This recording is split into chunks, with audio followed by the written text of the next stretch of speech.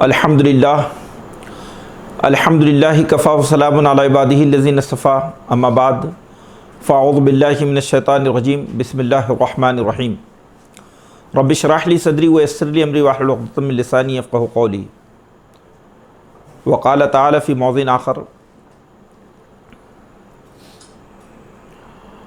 شرع لکم من الدین ما وصى به نوح والذی اوحینا الیک وما وصینا به ابراہیم وموسیٰ وعیسیٰ ان اقیموا الدین ولا تتفرقوا فیہ کبر علی المشرکین ما تدعوہم الیہ اللہ یجتبی الیہ من یشاء ویہدی الیہ من ینیب صدق اللہ العلی العظیم۔ بزرگان محترم، نوجوان دوستوں اور پیارے بچوں، السلام علیکم ورحمۃ اللہ وبرکاتہ۔ اللہ کا فضل و احسان ہے کہ آج ہم 25ویں پارے کو قرآن مجید سے سمجھنے کی کوشش کر رہے ہیں۔ یہ قرآن مجید کا جو 25واں پارہ ہے جو آج نماز تراویح میں ہمیں پڑھ کر سنایا گیا ہے، اس 25ویں پارے میں قرآن کی جو صورتیں شامل ہیں ان میں سورہ شورى، سورہ زخرف، سورہ دخان اور سورہ جاثیہ۔ اور 25ویں پارے کا شروع کا جو رکوع ہے وہ پہلا رکوع حامیم السجدہ کا رکوع ہے، بقیہ حصہ حامیم السجدہ کا 24ویں پارے کے آخر میں ہے۔ اللہ تعالیٰ نے اس پارے میں جو مضامین بیان فرمائے ہیں اس کا بہت ہی اختصار کے ساتھ خلاصہ آپ کے سامنے پیش کیا جا رہا ہے۔ 25ویں پارے کا پہلا رکوع جو سورہ حامیم السجدہ سے ماخوذ ہے، اس میں اللہ رب العالمین نے قیامت کے برپا ہونے کا جو وقت ہے اس کے تعین کے سلسلے میں یہ بات ارشاد فرمائی کہ اس کا وقت اور اس کی گھڑی صرف اللہ کے علم میں ہے۔ اور پھر اللہ تعالیٰ نے انسانوں سے یہ بات کہی ہے کہ تم یہ جان لو کہ ان قریب ہم تمہیں تمہاری اپنی ذات میں، تمہارے اپنے وجود میں اور اس پوری کائنات میں اپنی نشانیاں تمہارے سامنے رکھیں گے، تم اپنی آنکھوں سے نشانیوں کو دیکھو گے، اور تمہیں یہ جان لینا ہوگا کہ جو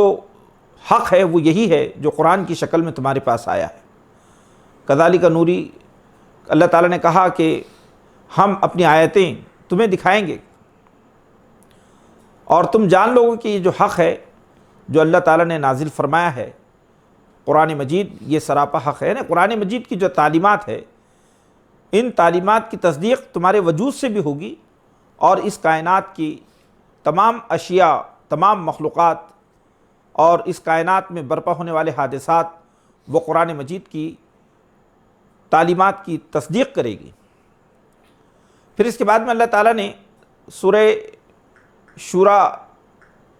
میں جو بات ارشاد فرمائی ہے، تو پہلے سورہ شورى کا جو نزول ہے وہ مکی ہے۔ سورہ شورى مکی صورت ہے، اور اس میں اللہ رب العالمین نے اہل مکہ کے سامنے قرآن کی دعوت کو پیش کیا، اور اہل مکہ کو توحید کی عظمت اور توحید کی معرفت دلائل کی روشنی میں ان کے سامنے رکھی، اور اس کے بعد اہل مکہ کو یہ بات بتائی کہ یہ جو دین محمد صلی اللہ علیہ وسلم لے کر آئے ہیں، یہ دین وہ دین ہے کہ جو ازل تا ابد ہے، یعنی اس دین کو اللہ نے آدم علیہ السلام پر نازل فرمایا تھا، اور اس کے بعد دنیا میں جتنے جلیل القدر پیغمبر آئے ہیں تمام پیغمبر اسی وراثت کو لے کر آئے ہیں۔ پھر اس کے بعد میں اللہ تعالیٰ نے یہاں پر دنیا کی زندگی کو ایک کھیتی سے تعبیر کیا، اور پھر اجتماعی زندگی میں شورا کی اہمیت اور شورائیت کے مقام کو بیان فرمایا ہے۔ سب سے پہلے اللہ تعالیٰ نے سورہ شورى کے آغاز میں قرآن مجید کے مقصد نزول کو بیان فرمایا کہ یہ قرآن مجید جو آج محمد صلی اللہ علیہ وسلم کے توسط سے وحی کے ذریعے اللہ تعالیٰ نے بندگان خدا تک پہنچائی ہے، تو اس قرآن کا مقصد نزول یہ ہے کہ محمد صلی اللہ علیہ وسلم اس قرآن کی تعلیمات کی روشنی میں ام القریٰ یعنی مکہ والوں کو، اہل مکہ کو اور جو اطراف مکہ ہے ومن حولہا یعنی جو مکہ کے اطراف جو انسانی دنیا آباد ہیں، گویا مکہ انسانی دنیا کا نقطۂ ارتکاز ہے، انسانی دنیا کا مرکزی وجود ہیں، اور اس کے اطراف میں جتنی بستیاں ہیں، جتنے علاقے اور جتنے شہر ہیں، ان تمام تک یہ وحی الہی کی روشنی پہنچے گی۔ یہ کتاب دنیا کے تمام انسانوں تک پہنچانا، یہ دراصل محمد صلی اللہ علیہ وسلم اور آپ کی امت کا مقصد ہے۔ یہاں قرآن نے محمد صلی اللہ علیہ وسلم کے مقصد کو مکہ اور اس کے اطراف میں انذار و تبلیغ کے مشن پر فائز کیا ہے، اور قرآن اس لیے ہی نازل ہوا ہے تاکہ انسانی دنیا کو اللہ کی توحید کی معرفت دے۔ پھر یہ بتایا گیا کہ اللہ تعالیٰ وہ ہے کہ جس کے ہاتھ میں زمین و آسمان کی کنجیاں ہیں، لہو مقالید السماوات والارض، آسمان و زمین کی جو کنجیاں ہیں، جو چابیاں ہیں، وہ اللہ کے ہاتھ میں ہیں۔ اللہ ہی اس پوری کائنات کے خزانوں کا مالک ہے، اور اللہ نے تمہیں زمین میں جو کچھ مہلت عمل بخشی ہے، یہ مہلت عمل چند روزہ ہے۔ پھر اللہ تعالیٰ نے یہ بات ارشاد فرمائی کہ یہ جو دین جو شریعت کی شکل میں تم کو بخشا گیا ہے، یہ وہی دین ہے جس کی وحی ہم نے حضرت نوح علیہ السلام کے اوپر کی تھی۔ شرع لکم من الدین ما وصینا بہ نوح والذی اوحینا الیک، اے محمد صلی اللہ علیہ وسلم، اس دین کی وحی ہم آپ کی طرف کر رہے ہیں۔ وما وصینا بہ ابراہیم موسیٰ و عیسیٰ، اور ہم نے اس کی وصیت، اس دین کی اور اس کی وحی ہم نے حضرت موسیٰ، عیسیٰ اور حضرت ابراہیم علیہ السلام کو بھی کی تھی۔ کس تاکید کے ساتھ کی تھی؟ ان اقیم الدین، کہ تم سب مل کر اس دین کو قائم کرو، ولا تتفرقوا فیہ، اور اس دین کی اقامت میں کسی انتشار اور کسی تفریقے کا شکار نہ بنو۔ تو یہاں قرآن مجید نے دین اسلام کی جو وراثت ہے اس کی تشریح کی ہے کہ یہ دین جو اللہ کی طرف سے ملا ہے، تو اس دین میں عقائد بھی ہیں، اس دین میں معاملات بھی ہیں، اس دین میں شریعت بھی ہے۔ اللہ کے جو قوانین ہیں وہ مکمل شکل میں محمد صلی اللہ علیہ وسلم پر نازل کر دیے گئے، اور اعتقادات بھی کہ جو توحید، رسالت اور آخرت کے جو عقائد ہیں، ایمانیات ہیں، وہ بھی اس میں شامل ہیں۔ تو اللہ تعالیٰ نے اس دین کو دنیا کے تمام نبیوں کو عطا فرمایا،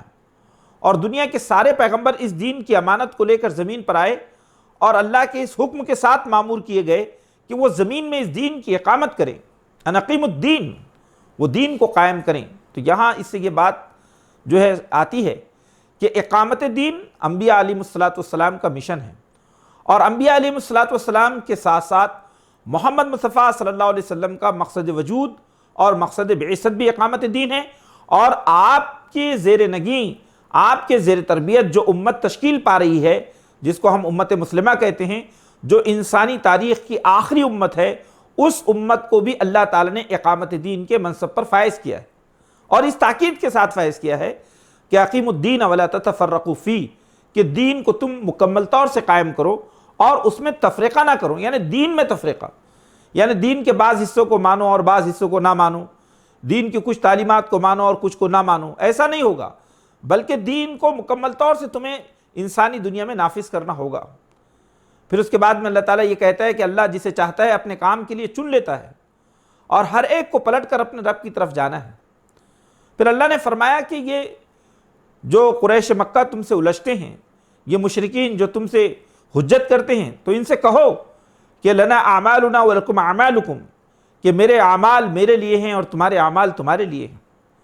قرآن مجید نے کہا کہ اے محمد صلی اللہ علیہ وسلم، آپ دنیا کی مخالفت اور مشرکین کی سختیوں کے نتیجے میں اس مشن سے کبھی بھی پیچھے نہیں ہٹ سکتے، آپ کو ہر حال میں اپنے اس مشن کو جاری رکھنا ہے۔ پھر اس کے بعد میں قرآن مجید نے یہ بات کہی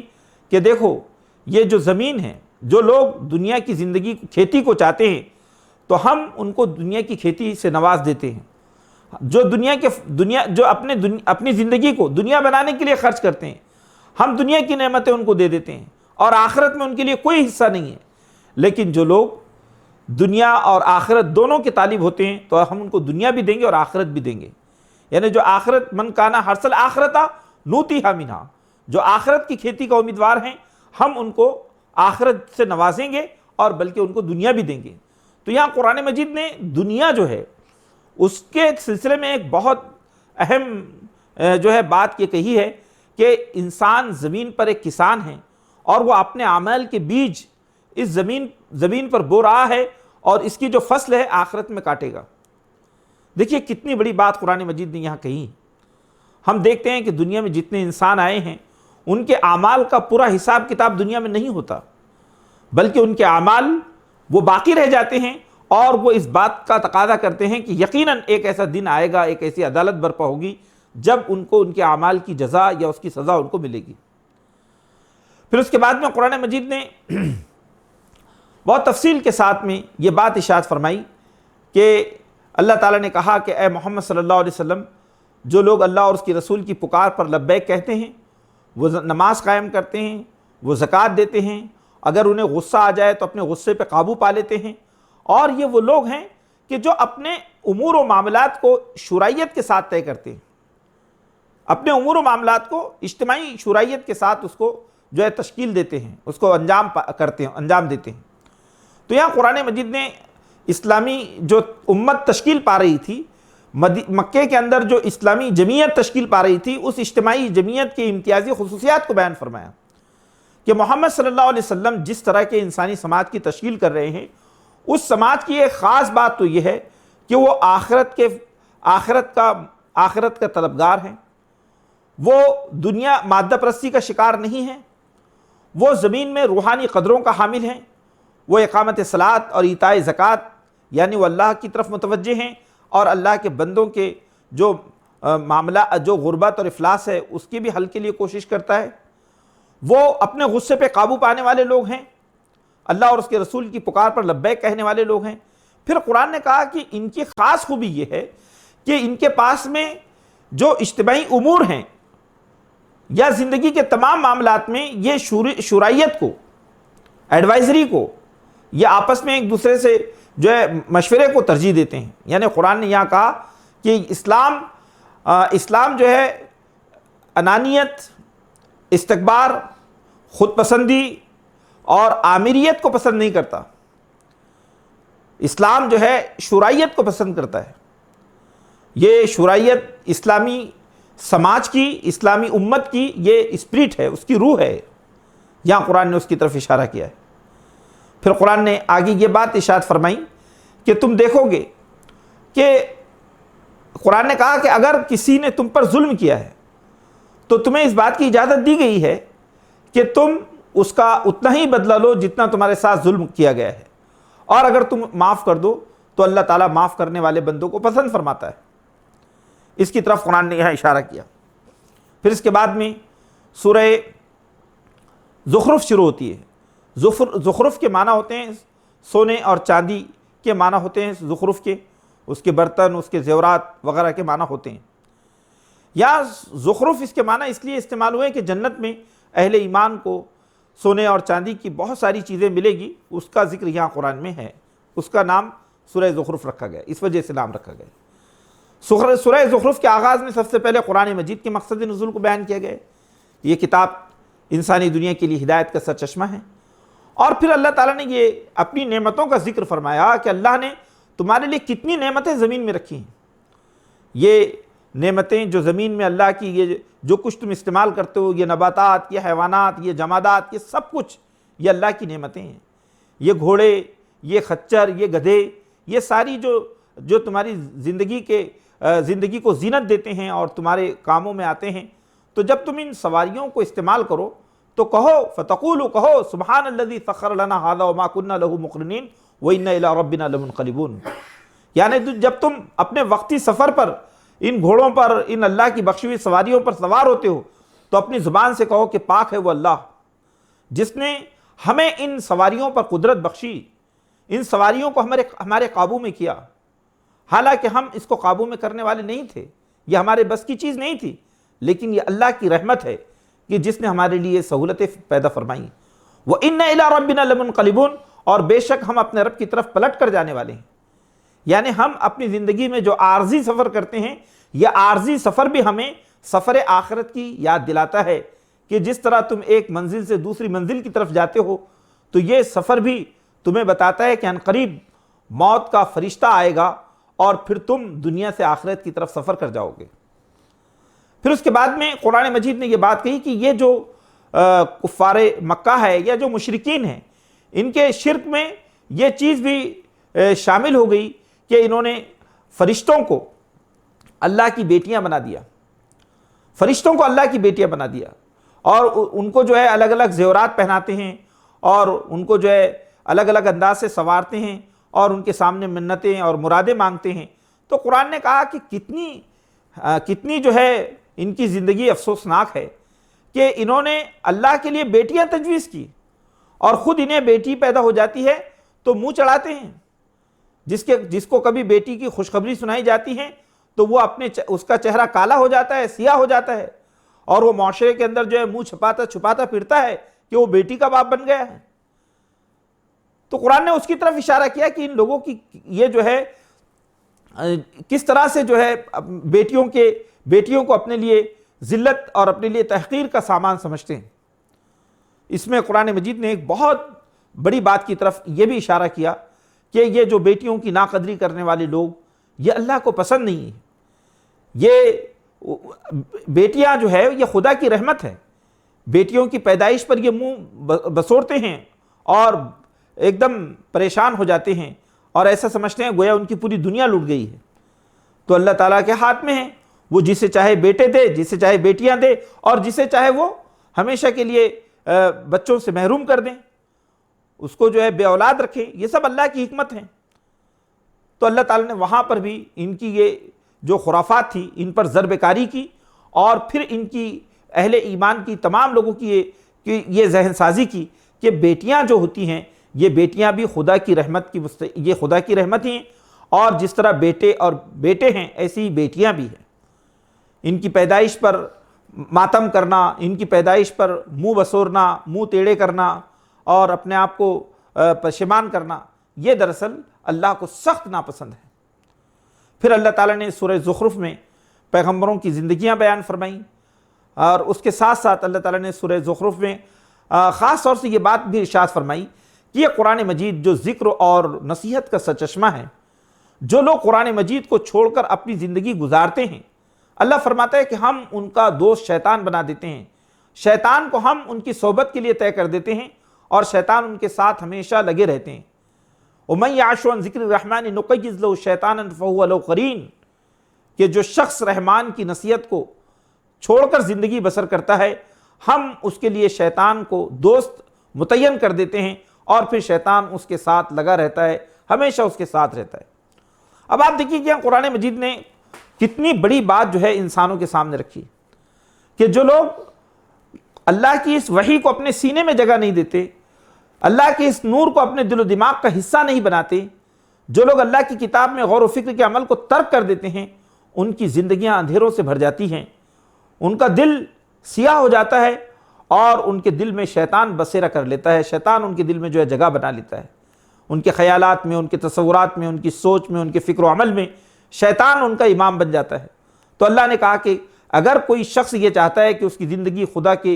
خدا کی وحی کے نور سے معمور ہو، تو وہ اللہ کی کتاب کو اپنے سینے سے لگائے رکھیں۔ پھر اس طرح سورہ دخان شروع ہوتی ہے، اور سورہ دخان بھی قرآن مجید کی ان صورتوں میں سے ہیں جو مکی صورت ہے۔ سورہ دخان کے ابتدا میں اللہ تعالیٰ نے یہ بات ارشاد فرمائی کہ انا انزلناہ فی لیلۃ مبارکۃ انا کنا منذرین، کہ قرآن نے کہا کہ بے شک ہم نے اس قرآن کو، اللہ تعالیٰ نے فرمایا کہ ہم نے اس کو ایک لیلہ مبارک میں نازل کیا ہے، ایک مبارک رات میں نازل کیا ہے۔ تو قرآن نے یہاں پر یہ کہا کہ یہ جو لیلۃ المبارکہ ہے،